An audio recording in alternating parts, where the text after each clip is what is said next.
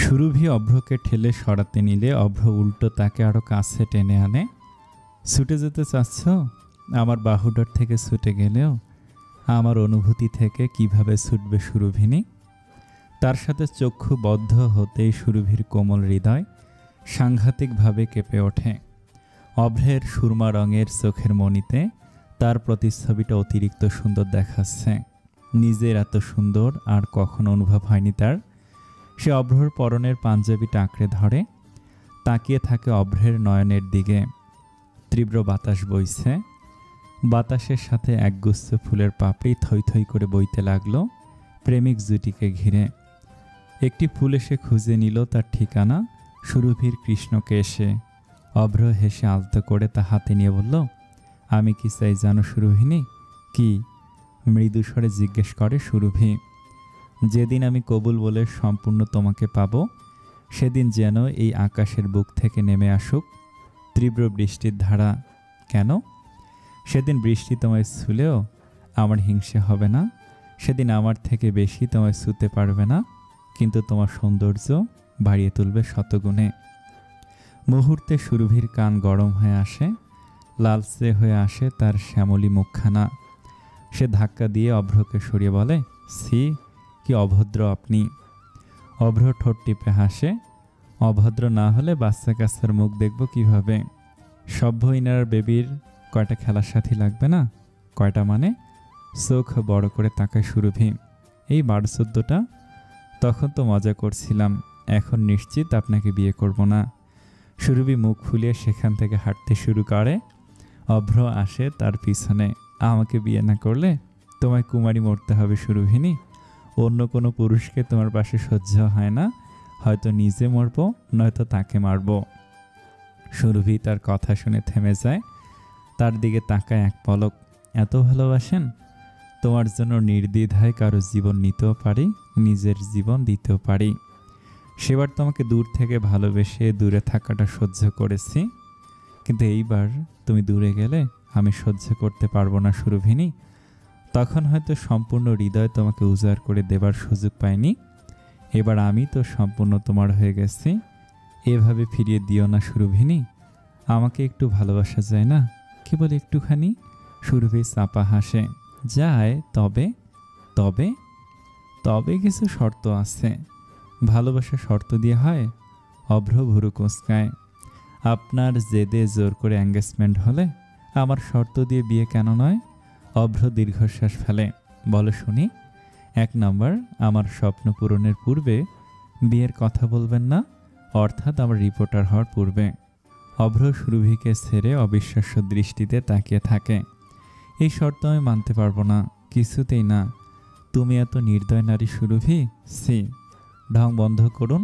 2য় শর্ত, আমার এই খালি ঘর মোটে পছন্দ না। আমরা, ডোন্ট ওয়ারি, একবার বিয়ে হতে দাও, ঘর ভরিয়ে দেব। মানেটা বুঝতে পেরে সুরভির চোখ দুটো বড় হয়ে গেল।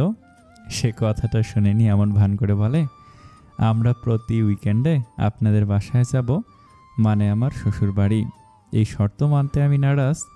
আমি ছুটির দিনে কেবল তোমাকে জড়িয়ে ধরে ঘুমাবো, অথবা আমরা ঘুরতে যাব, কেবল আমরা 2 জন। আপনাকে ভালোবাসা লাগবে না আমার। আপনি একটা বিরক্তকর মানুষ। বলে হাঁটা শুরু করলে অভ্র তার হাত ধরে বলে, আচ্ছা আচ্ছা ঠিক আছে, 2টাতেই রাজি। 3য় শর্ত কি? সুরভি তার দিকে তাকায়। এর আগে একটা প্রশ্ন, আপনি ভবিষ্যতে কি পরিকল্পনা করেছেন? তৌফিকের শেষ পরিণতি হবার পর আপনি কি রাজনীতি করবেন না, নাকি ছেড়ে দেবেন? ছেড়ে দেব। রাজনীতি কখনো আমার পরিকল্পনার আনাচে কানাচেও ছিল না। কেবল ক্ষমতার জন্য এই লাইনে আসা। ক্ষমতা না থাকলে আমার উদ্দেশ্য পূরণ হবে কি করে? উদ্দেশ্য পূরণের পর এই ক্ষমতা দিয়ে আমি কি করব? আর তোমারও তো রাজনীতি পছন্দ না। সুরভি গম্ভীর সুরে জিজ্ঞেস করে, আর তারপর কি করতে চান আপনি? তুমি জানো আমার লেখালেখির শখ আছে। শখ পূরণের চেষ্টা করব। তারপর আমাদের ফ্যামিলি বিজনেস জয়েন করব। সভ্যর ওপর এত বছর অনেক চাপ পড়েছে। আমি চাই ও ওর স্বপ্ন বাঁচুক, গানের জগতে ফিরে যাক। সুরভিকে চুপ থাকতে দেখে সে জিজ্ঞেস করে, তুমি এত কি ভাবছো সুরভিনী? সুরভি তখন উত্তর দেয় না। এর উত্তর না পেয়ে অভ্র বলে, তোমার খিদে লেগেছে, খাবার হয়তো সার্ভ হয়েছে। সুরভি চুপচাপ ভেতরে যায়। তাকে এখনও চিন্তিত দেখাচ্ছিল। সে যে একটি টেবিলে বসে। টেবিলে আগের থেকেই খাবার সাজিয়ে দেয়া আছে। অভ্র তারপরও সুরভিকে চুপ থাকতে দেখে জিজ্ঞেস করে, সব ঠিক আছে? তুমি তোমার পছন্দের বিরিয়ানি দেখো এত চুপ, ব্যাপারটা কি? কথাটায় হুঁশ আসে সুরভির। সে নড়ে চড়ে বসে। সে বিরিয়ানির দিকে তাকিয়ে অবাক সুরে বলে, আপনি রেস্টুরেন্টে বিরিয়ানি প্লেন কই? গতবার মেনুতে তো দেখলাম না। মিসেস অভ্র, আপনি সামান্য বিরিয়ানিতে অবাক হচ্ছেন? আপনার যা পছন্দ তার সব কিছু আপনার পায়ের কাছে এনে দিতে পারি। সুরভি ফিক করে হেসে দেয়। টেবিলে কনুই রেগে গালে হাত রেখে তাকায় তার দিকে।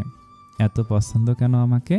আপনি আমার থেকে কত বেশি সুন্দর, যোগ্য ও ধনী মেয়ে বিয়ে করতে পারতেন নিমেষে। তবে আমাকে কেন বেছে নিলেন? আপনি কি সুদর্শন দেখতে?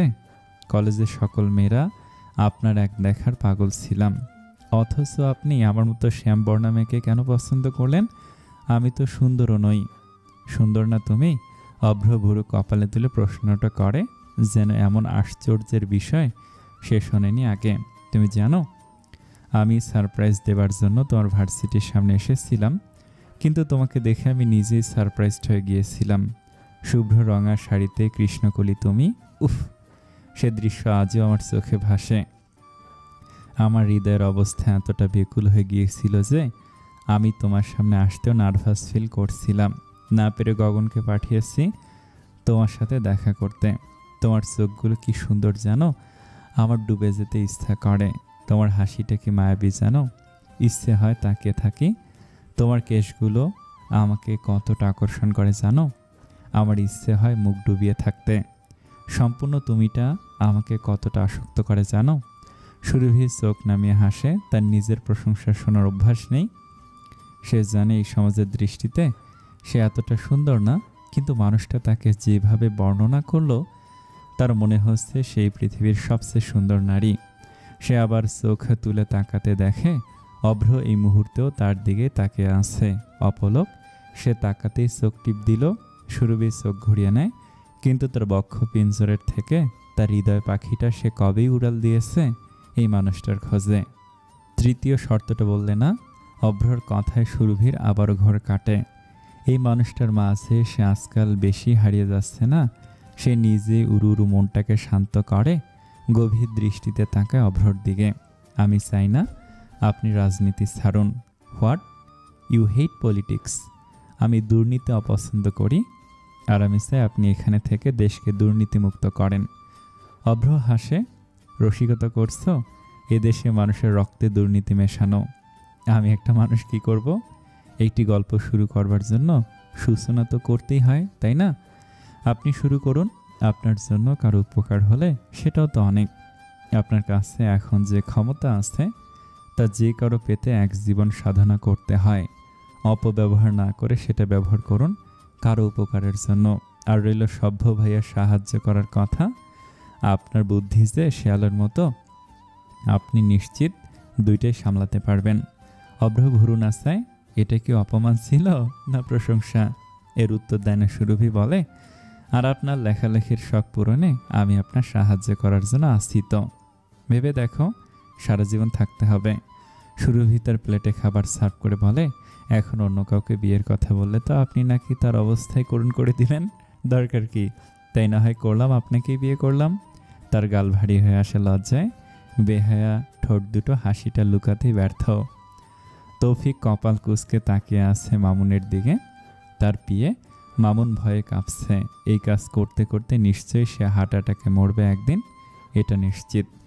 তৌফিক হুঙ্কার দিয়ে ওঠে, তুই কয় বছর এইখানে চাকরি করিস?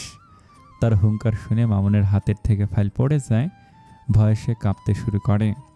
কি জিজ্ঞেস করেছি? তৌফিক আবারও জিজ্ঞেস করে, স্যার আমি মানা করতে চেয়েছিলাম, রাহিদ ভাই বলল তাও আপনাকে জিজ্ঞেস করতে। তৌফিক কপাল কুঁচকে তাকায় রাহিদের দিকে।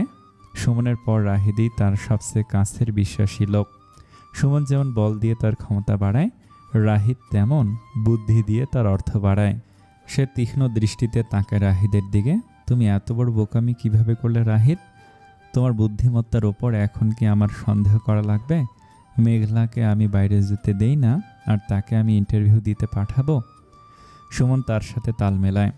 রাহিদের বুদ্ধির ওপর তো আমার আগেই সন্দেহ ছিল, কেবল ভাগ্য জোরে ওর সব উপদেশ সঠিক পড়ত। এখন বুঝেছেন তো স্যার? চুপ করো সুমন, আমি কথা বলছি দেখছো না? রাহিদের পিছে না লাগলে তোমার খাবার হজম হয় না। রাহিদ শান্ত ভঙ্গিতে একটি কাগজ দিল তৌফিকের কাছে। এটা কি? তৌফিকের প্রশ্ন। এই ইন্টারভিউতে নারী দিবস উপলক্ষে বিভিন্ন ক্ষেত্র থেকে 4 জন নারীরা আসবে। অভিনেত্রী তনু, দেশের প্রথম নারী এভারেস্ট, অভিযানকারী রিধি, বিজনেসম্যান মায়া আর আমাদের ম্যাডামকে আমন্ত্রণ করেছেন। স্যালেনের রেটিং আপাতত হাই। এই ইন্টারভিউ এলে সবাই নিশ্চয়ই আগ্রহ নিয়ে দেখবে। তো স্যার, আজকাল মিডিয়ার পাওয়ার অনেক বেশি, জনগণের সাথে যোগাযোগের সরাসরি পদ্ধতি। যদি ম্যাডাম টিভিতে আপনাকে নিয়ে প্রশংসা করে, তাহলে আপনি সবার কাছে একজন আদর্শ স্বামী হবেন। তারপর আপনার আর করতে পারবো আমরা। আর আমি ভাবছিলাম, আগামী বছর বড় স্যার ইলেকশনে না দাঁড়িয়ে আপনি দাঁড়ালে কেমন হয়? এমনিতেই তো স্যারের বয়স হয়েছে। তৌফিক হাসে। তুই তো অনেক হারামি রিয়াদ, আমার থেকেও আগে ভেবে রেখেছিস। আমার বাপকেই সরানোর পরিকল্পনা করছিস? না স্যার, মানে। তৌফিক তার গলা থেকে স্বর্ণের চেন খুলে তাকে দিয়ে বলল, ব্যাপারটা আমার ভালো লেগেছে, তোর উপহার। রিয়াদ তা নিয়ে বলল, ধন্যবাদ স্যার। আরেকটা কথা। বল। আমি খোঁজ নিয়েছি, ওখানে অভ্রর হবু বউও কাজ করে, তাই হাই সিকিউরিটি রাখতে হবে। সুমন তখন বলে, তাহলে ম্যাডাম ওখানে কিভাবে যাবে? এটা যদি অভ্রর কোনো পরিকল্পনা হয়? রিয়াদ উত্তর দেয়, এজন্যই তো সিকিউরিটি রাখার কথা বলছি। নিজের প্রিয় বউকে পরিকল্পনার অংশ করে ক্ষতির মুখে তো ফেলবে না অভ্র। তৌফিক স্যারের ক্ষমতা সে জানে, যদি পরিকল্পনা করেও থাকে তাহলে তো আরও আগে পাঠানো উচিত। তাদের বোঝা উচিত স্যারের কাছে ওই অভ্র সামান্য পোকা মাত্র। তৌফিক তার কথায় খুশি হলেন। তোমার বুদ্ধিতে আমার ভরসা আছে রিয়াদ, হাই সিকিউরিটি পাঠাও, বাকিটা আমি দেখব। ম্যামকে কি কথা বলতে হবে তা দয়া করে বুঝিয়ে দিয়েন স্যার। তৌফিক উঠে দাঁড়ায়, রিয়াদের কাঁধে হাত রেখে বলে, তোমার কাজে আমি ভীষণ খুশি রিয়াদ। রিয়াদ হাসে তার কথায়, তাকায় সুমনের দিকে, তার চোখ মুখ কুঁচকে আছে। জোহান, তন্নি আর আশরাফের বাগদানে এসেছে আধা ঘন্টা হলো। প্রথম সকলে তাকে ঘিরে ধরলো, এতেই কত সময় কাটলো। তারপর সকলে শান্ত হলে সে আশরাফ ও মেহেদির সাথে কথা বলে ব্যস্ত হলো। অথচ তার দৃষ্টি খোঁজ করছিল চারদিক, তবে তার তৃষ্ণার্ত দৃষ্টির তৃষ্ণা মিটল না। সে যখন দেখল তন্নিকে আসতে, তখন সে অতি আগ্রহ নিয়ে তাকিয়ে রইল। হয়তো তার সাথেই আসবে মায়া, অথচ তারপরও দেখা পেল না। মেয়েটা গেল কই? আজ যে সারাদিন বাসাতেও ছিল না। মেহেদি থেকে খোঁজ নিয়ে জানতে পারে সে তন্নির সাথেই ছিল, অথচ এখনও তার দেখা পেল না। তন্নি তার সাদা রঙের গাউন 2 হাতে খানিকটা তুলে আসছিল আশরাফের কাছে। দুজনের মধুর মুহূর্ত আজ। তন্নি যখন আশরাফের সামনে দিয়ে আসছিল, আশরাফ যেন চোখ সরাতেই পারছিল না। তন্নি তার সামনে দাঁড়িয়ে জীবনে প্রথম লজ্জা মাখা স্বরে জিজ্ঞেস করে, আমাকে দেখতে কেমন লাগছে? তবে আর তর্স হয় না জোহানের। সে অস্থিরতার বশে জিজ্ঞেস করে ফেলল, তোর বান্ধবী কোথায় তন্নি? হঠাৎ এমন প্রশ্নে তন্নি ও আশরাফ কিছুটা বিস্মিত হলেও একে অপরের দিকে তাকিয়ে হেসে দেয়। তন্নি মজা করে জিজ্ঞেস করে, আমার বান্ধবীকে দিয়ে আপনার কী কাজ জনাব জোহান? জোহান দ্বিধায় পড়ে। হঠাৎ না বুঝে শুনে প্রশ্ন করে নিল, এখন কি উত্তর দিবে? সে মাথা চুলকে আমতা আমতা করে বলে, এমনিতেই জিজ্ঞেস করলাম। এই 2 দিন অফিসেও আসেনি তো? না দেখায় মিস করছিলেন নাকি? জোহান দৃষ্টি লুকায়, এমন কিছু না। মিথ্যে। গত 2 দিন ধরে মায়াকে দেখার জন্য তার মনটা আকুম বাকুম করেছে। গত রাতে সে ঘুমায়নি, সারাত বারান্দায় বসে অপেক্ষা করেছে একটিবার মায়ের দেখা মেলার, তবুও তার হুদিস মিলল না। তন্নি তার অবস্থা দেখে মিটিমিটি হাসে, বলে, এঙ্গেজমেন্ট রিংই ভুলে রেখে এসেছিলাম, তা আতিফের সাথে নিতে গিয়েছে। আতিফের নাম শুনতে জোহান কপাল কুঁচকে তাকায় তন্নির দিকে। আতিফ? ও কেন গিয়েছে? ও মায়ের সাথে যেতে চেয়েছে তাই। কতক্ষণ হলো গিয়েছে? হয়েছে অনেকক্ষণই, এসে পড়বে।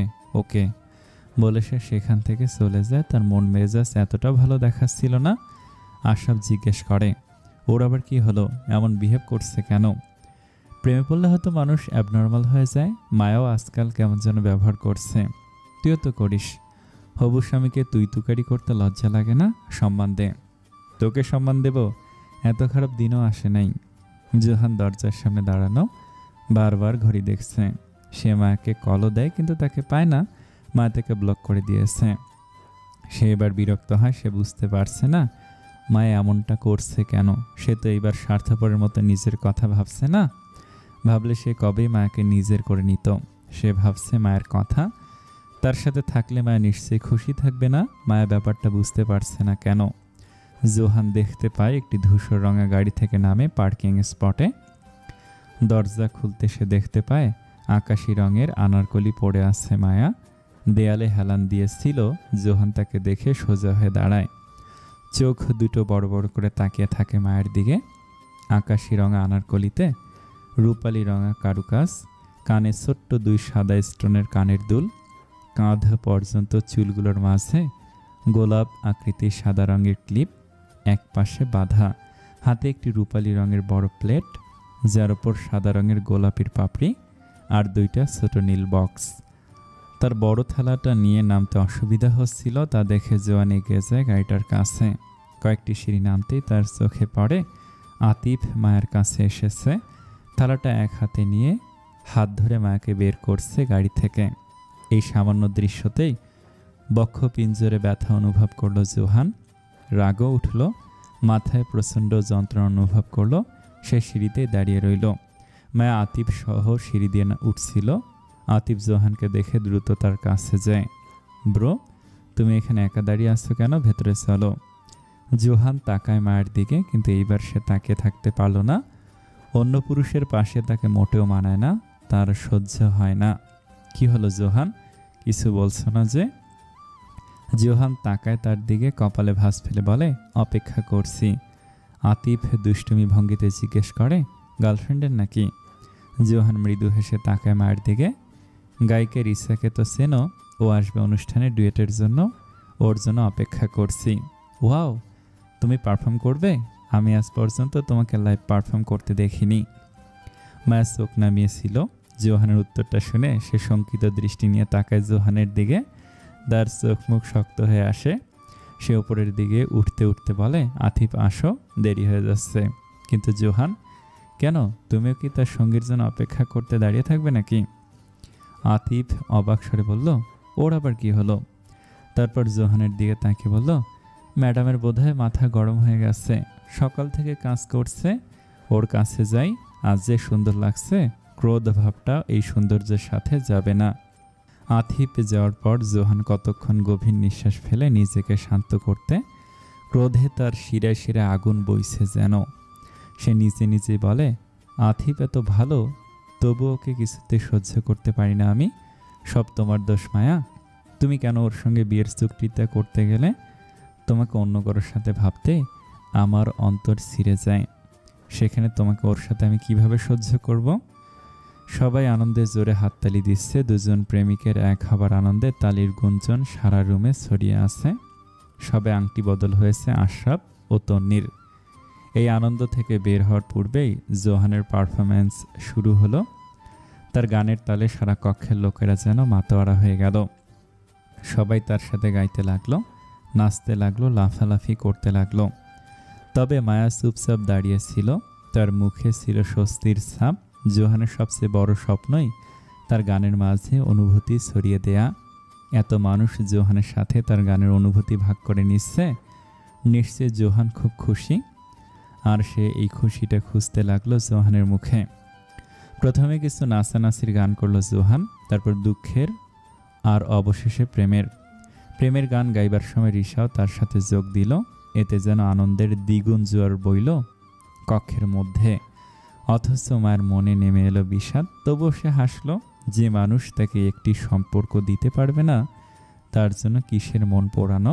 সে ঠোঁটে হাসি আঁকলো। মায়া সকলের সাথে তাল মেলায় আনন্দে। জোহানের দিকে তাকালে দেখে জোহান তার দিকে তাকিয়ে আছে এক দৃষ্টিতে। মায়া একবার চোখ সরিয়ে তাকালো আবারও। এখনো জোহান তার দিকে তাকিয়ে আছে। এত মানুষের ভিড়ে তার দৃষ্টি কেবল মায়ের ওপরে আটকানো। আতিফ মায়ের পাশে দাঁড়ানো ছিল। সে আনন্দে মেতেছিল সকলের সাথে, তালি বাজাচ্ছিল জোহানের গানের সঙ্গ দিতে। সে খেয়াল করলো জোহান কেবল তাকিয়ে আছে মায়ের দিকে, এক মুহূর্তের জন্য চোখ ফেরাচ্ছে না। হঠাৎ তার হাসিটা মিলিয়ে যেতে শুরু করলো, তালি বাজানো বন্ধ হয়ে গেল, কপালে শুষ্ক ভাঁজ পড়ল। সে তার পাশে দাঁড়ানো মায়াকে প্রশ্ন করলো, জোহান প্রেমের গান গাইছে তার সাথের গায়িকার সাথে, অথচ তোমার দিকে এভাবে তাকিয়ে আছে কেন মায়া? মায়া খেয়াল করে আরও কয়েকজন তার দিকে তাকিয়ে আছে। এইবার মায়ার জোহানের উপর ভীষণ রাগ ওঠে। জোহান তাদের সম্পর্কের নাম দিতে চায় না, অথচ সারা পৃথিবীকে তার অনুভূতির জানান দিচ্ছে। কি চায় এই ছেলেটা? মায়ার সামলাতে পারে না নিজের ক্রোধ। সে আতিফের উত্তর দেয়, আমি ওর বস, ওর অ্যালবাম রিলিজের আগে অনেক ক্রিটিসাইজ করেছিলাম ওর গানের টপিক নিয়ে, এজন্য হয়তো আমাকে প্রমাণ করতে চাইছে। আচ্ছা, আমার তৃষ্ণা পেয়েছে, আমি পানি পান করে আসছি। একা যেও না মায়া, আমি আসছি। আতিফও মায়ার পিছে চলে যায়। জোহান গানের মাঝখানে থেমে যায়, তার প্রণয়ে ভরা দৃষ্টি বিরক্তির রূপ নেয় যখন সে মায়ের সাথে আতিফকে ভিড় ঠেলে যেতে দেখে। হঠাৎ মেহেদির কণ্ঠে ঘোর ভাঙে জোহানের, ব্রো এই মুহূর্তে কেউ থামে, গানের নেশা শেষ করে দিলে। জোহান মিথ্যে হাসে, তাহলে আবার শুরু করি। সে তাকায় রিশার দিকে, সরি ধ্যান সরে গিয়েছিল হঠাৎ। রিশাও তাকায় মায়ার যাবার দিকে, সে তাচ্ছিল্য হাসে, তা তো দেখতেই পারছি, কিন্তু কিন্তু কিন্তু তুমি যে আগুনে ঝাঁপ দিতে যাচ্ছ, সে আগুন সামলাতে পারবে তো? রিশা তার মাইক সরিয়ে বলে, মানে মানে যারে মন দিচ্ছ সে তো পুরাই আগুন, তোমার সাথে টিকবে না। What do you mean Risha? কিছু না, গান শুরু করো। জোহান এই মুহূর্তে কথা বাড়ায় না, আবারও গান গাইতে শুরু করে। অনুষ্ঠান শেষ হওয়ার কথা নাচ দিয়ে, তবে কাপল ডান্স। সকলে কাপল ডান্স শুরু করবে এবং একে একে সঙ্গী পাল্টাবে। অবশেষে নিজের জুটির সাথে নাচ শেষ করবে। যুবকরা গোল হয়ে দাঁড়ায়, গান শুরু হয়। জোহান মায়াকে জিজ্ঞেস করতে যাচ্ছিল, এর পূর্বে আতিফ তার হাত ধরে নেয়। Would you like to dance? মায়া এক পলক জোহানের দিকে তাকায়, তার সরু দৃষ্টিতে ক্রোধ স্পষ্ট দেখতে পায়, তাই সেও আতিফের সাথে হেসে মাথা নাড়ায়। এই মুহূর্তে তার সবচেয়ে বেশি স্বস্তি লাগছে জোহানের মন পুড়িয়ে, যেমন জোহান তার হৃদয়টাকে পুড়িয়ে ছাই করে দিচ্ছে তিলে তিলে। জোহানের দৃষ্টি আটকে থাকে মায়ের দিকে, বিশেষ করে আতিফের হাতে হাত রাখা তার হাতের দিকে। তার চোখে মুখে রাগে স্পষ্ট, হাতের রগগুলো ফরফর করছে রাগে। হঠাৎ সেও নিজের হাতে এক ছোঁয়া অনুভব করলো। সামনে তাকে দেখলো রিশাকে। রিশা বলল, তোমার দৃষ্টি যার দিকে ছিল সে তো অন্য কারোর সাথে চলে গেল, আমি বাকি রইলাম, চলো একসাথে নাচ করি। জোহান বিরক্ত হয়ে তার হাত ধরলো, ঠিক মায়ের পাশে যেয়ে দাঁড়ালো। মায়াও কপাল কুঁচকে তাকায় তাদের দিকে। জোহানের দৃষ্টিতেও তার দিকে আটকে ছিল। গান শুরু হলো। স্লো মেলোডি সুরে সকলে কাপল ডান্স করতে শুরু করে। রিশা জোহানকে মায়ের দিকে তাকিয়ে থাকতে দেখে মৃদু হেসে বলে, ওর থেকে দূরে থাকো জোহান, না হয় পুড়ে যাবে। জোহান কপাল কুঁচকে তাকায় রিশার দিকে। এক্সকিউজ মি, এই ইন্ডাস্ট্রিতে থাকতে থাকতে একটা জিনিস তো শিখেছি, মানুষকে চিনতে। আর কয়দিন ওর সাথে থেকে ওর সম্পর্কে এতটুকু ধারণা তো হয়েছে যে ও ঠিক আগুনের মতো, যাকে পোড়ালে সে তোমাকে ওই আগুনে ছাই করে দিবে। সে অন্যান্য মেয়েদের মতো নয়, যার সাথে তুমি সম্পর্কে জড়াবে, ছেড়ে দিবে আর সে ভুলে যাবে, তোমাকে নিঃস্ব করে দিবে। জোহান তাচ্ছিল্য হাসে, তোমার আবার অন্যদের নিয়ে চিন্তা কবে থেকে হলো? তোমার চিন্তা তো আমার সবসময়ই হয়, তুমি বুঝতে চাও না কেবল। অ্যাকচুয়ালি আই অ্যাডমায়ার হার, যে তুমি মানুষের সৌন্দর্য দেখে তাকে যাচাই করতে। সে তুমি অভিযোগ করছিলে মেকআপ ছাড়া ওকে বেশি সুন্দর দেখায়, তাহলে কেন মেকআপ করে? ওর বুদ্ধি, ওর সাহসিকতার গুণগান শেষ হচ্ছিল না। সে মুহূর্তে আমি বুঝেছি তুমি ওর প্রেমে পড়েছ। But you know what Johan, তোমরা শেষমেশ একে অপরের সাথে থাকতে পারবে না। তুমি এমন মেয়ের সাথে সুখে থাকবে যে শান্ত, চুপচাপ, যার রাগ নেই আর বুদ্ধি কম। জানো তো মানুষ বদলাতে চায়, বদলায় কিছু সময়ের জন্য, কিন্তু তার চরিত্র ও অভ্যাস বদলায় না। আর রইল মায়ের কথা, ওর সাথে যে আছে তার সাথে ওর যাবে, দেখে বোঝা যায় সে শান্ত, সৃজনশীল আর গোছানো জীবন তার, তোমার মতো এলোমেলো নয়। কথাগুলো জোহানের হৃদয়ে তীব্র আঘাত করলো। পার্টনার পরিবর্তন হলো, রিসা চলে গেল আতিফের কাছে। অন্য পাশে তন্নি জোহানের কাছে এলো। জোহান আনমনে নাচ শুরু করছিল, তার নজর ছিল কেবল মায়ের দিকে। তন্নি বলল, ওকে পছন্দ করো তাই না? মায়াকে ওকে পছন্দ করো? জোহান উত্তর দিল না।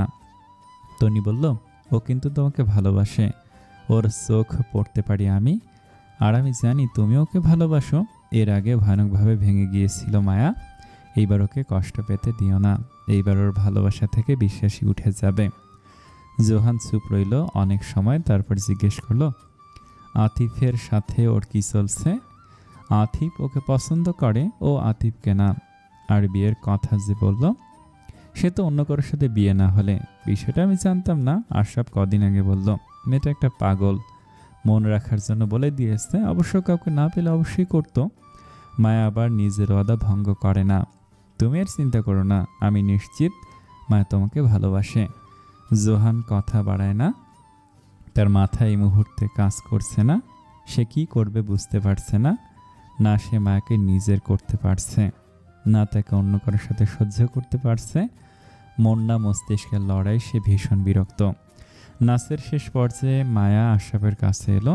তারা কি কথা বলছে যেন। মায়া হাসলো মন খুলে। কথা শেষ হতে না হতেই আবারও সময় এলো পার্টনার এক্সচেঞ্জের। আশরাফ মায়াকে গোল ঘুরিয়ে হাত ছেড়ে দিতেই জোহান তার হাত ধরে নিল। মায়া তাকালো তার দিকে, চোখে চোখ পড়ল। মায়ের হাসিটা মুহূর্তে মলিন হয়ে গেল। হঠাৎ জোহান এক টান দিল নিজের দিকে। মায়ার হাত গেল জোহানের কাঁধে, সে চোখ নামিয়ে নেয়। জোহানের মেজাজ সরে গেল, তার দৃষ্টি এতক্ষণ ভরে ছিল মায়ের দিকেই। সকলের সাথে সে চোখে চোখ রেখে নাচ করেছে, আতিফ ও আশরাফের সাথে হেসেছে পর্যন্ত, অথচ তার দিকে তাকাতেও নারাজ। বিরক্তি নিয়ে মায়ের কোমরটা চেপে ধরে নিজের সাথে মিশিয়ে নিল সে। মায়া ভড়কে যায়, সে আশেপাশের লোকেদের দিকে তাকায় অস্থির ভঙ্গিতে। তারপর তাকায় জোহানের দিকে। কি অসভ্যতামি করছো? ভুলে গেছো তুমি কে? নাকি নতুন স্ক্যান্ডাল করার শখ জেগেছে তোমার? তোমার যেমন শখ জেগেছে আতিফের সাথে ঘোরার, ওর আসার পর তো ওকে ছাড়া তোমাকে দেখাই যায় না। ও আমার সাথে তখন ছিল যখন আমার সবচেয়ে বেশি কাউকে প্রয়োজন ছিল। আমার অনেক ভালো বন্ধু, আমার একটাই আফসোস ওর প্রেমে না পড়ে তোমার প্রেমে পড়েছি। কথাটাই যেন গায়ে কাঁটা বেঁধে ওঠে জোহানের। ওর প্রেমে না পড়ার আর আমার প্রেমে পড়ার আফসোস হচ্ছে তোমার। এটা তো তুমিও চাও তাই না? তোমার সাথে তো আমার ভবিষ্যৎ নেই, হতে পারে ও আমার ফিউচার হাজব্যান্ড। সম্পূর্ণ কথা শেষ হওয়ার পূর্বে জোহান বলে ওঠে কঠিন গলায়, খুন করে ফেলবো, খবরদার এই কথা মুখে আনবে না। এত বড় সাহস তোমার? মায়া চৌধুরীকে হুমকি দিচ্ছ? তন্নি আর আশরাফের বিয়ে বলে? না হলে তোমার অবস্থা খারাপ করে দিতাম। তোমার হয়তো সারা জীবন একা থাকার শখ আছে, আমার নেই। এই একাকিত্বতা আমার সবচেয়ে অপছন্দের। এই একাকিত্বতা দূর করতে বিয়ে তো আমি করবই, হয়তো ভালোবেসে নয়তো ভালোবাসাহীনে। মায়া নিজেই জোহানকে ছেড়ে ঘুরল। আতিফ একগাল হেসে হাত বাড়িয়ে তার জন্য অপেক্ষা করছিল। মায়া তার হাত ধরবার পূর্বেই জোহান আবারও তাকে একটানে দিল। তার পিঠ যে ঠেকল জোহানের বুকে। জোহান পেছন থেকে জড়িয়ে ধরল তাকে। তার বাহুডে আবদ্ধ হয়ে সাথে সাথে কেঁপে ওঠে মায়া। সে বাকরুদ্ধ হয়ে, তার হৃদয়ের ভেতরটা ভারী হয়ে আসে হঠাৎ করে। জোহান ঝুঁকে তার কাঁধে মাথা রেখে গলায় মুখ গুজল। নিঃশ্বাস আটকে দেবার জন্য যথেষ্ট ছিল এতটুকুই। তবুও জোহান থামে না। সে মৃদুস্বরে বলে, আর যদি বলি তোমাকে অন্য কারোর সাথে আমার সহ্য হয় না, তাহলে অন্য কেউ তোমার চোখে ডুববে, তোমার ঘ্রাণে মাতোয়ারা হবে, তোমার ঠোঁটের স্বাদ নিবে। ভাবতে ঈর্ষায় আমি জ্বলে যাই যে মায়া। মায়ার বহু কষ্টে নিঃশ্বাস ফেলছে, সে যেন পারছে না। তার উচিত এই মুহূর্তে জোহানকে কষে এক চর মারা। সকলের সামনে সেই তামাশা কেন করছে, কিন্তু সে কিছুতেই বিরোধিতা করতে পারল না।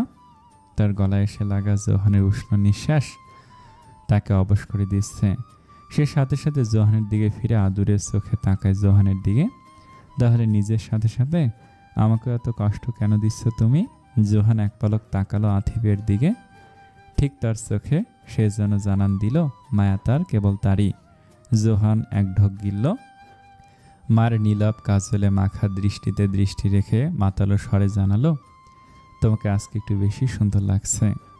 আজ দৃষ্টি নামিও না, তোমার চোখ দুটো ডুব দিতে ইচ্ছে করছে। বলে বাহুতে হাত রাখতে গেলে মায়া তার হাত ধরে নেয়। এইবার সে চোখ সরায় না, বহু কষ্টে নিজেকে সংযত করে বলে, তাহলে সারা জীবন এই চোখে ডুবতে চাও না কেন? জীবন তো অনেক লম্বা মায়া, জীবনে কখন কোথায় মন ফিরে যায় তা আমরা কিভাবে জানব? কথাটা শুনে তাচ্ছিল্য হাসে মায়া। অন্য কাউকে মন অর্পণ করলে মন ফেরানোর প্রশ্নে আসে না। কই, আমার তো একটিবারও এই ভাবনাগুলো আসলো না। অন্য জায়গায় প্রাইভেটে যেয়ে কথা বলে আসো। জোহান এবার মায়ের হাত ধরে তাকে একপাশে নিয়ে যেতে লাগলো। মায়া বিড়বিড় করে বলল, ঢঙে বাঁচি না, এতক্ষণ সবার সামনে জোরাজুরি করে, আর এখন প্রাইভেট প্লেস লাগবে। তারপর রুমের এক কোণে যেয়ে তাকে থামিয়ে বলল, এখানেই বলো, বিয়ে কি সব মায়া? বিয়ে না করতে চাইলে করবে না, না করলে এত কাছে আসো কেন? কোন অধিকারে? এই অধিকার কেবল আমার হবু স্বামীর। জোহান তার দুই বাহু ধরে অস্থির ভঙ্গিতে বলল, বিয়ে ছাড়াও তো জীবন কাটানো যায়, তাই না? বিয়েই তো সব না। আমার বাবা মায়ের বিয়ের পর সম্পর্ক আমি দেখেছি, খুব খারাপ সম্পর্ক দেখেছি।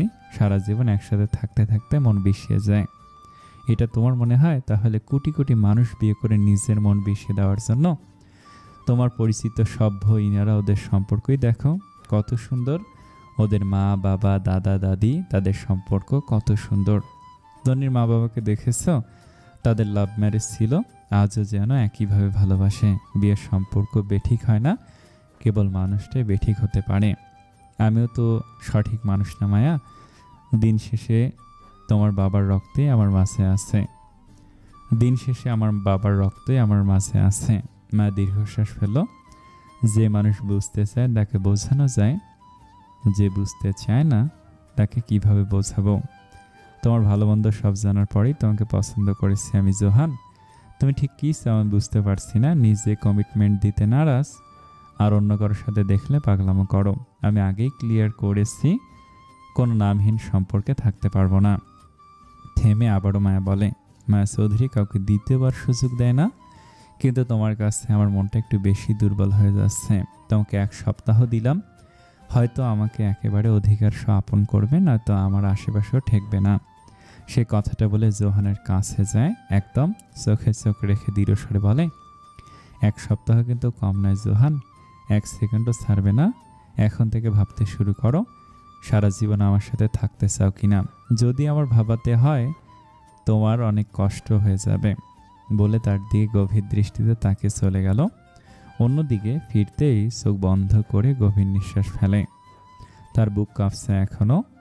এই ছেলেটার চোখে কিছু একটা আছে। তার চোখে তাকাতেই তার যাওয়ার পর আথি পেল মায়ের কাছে।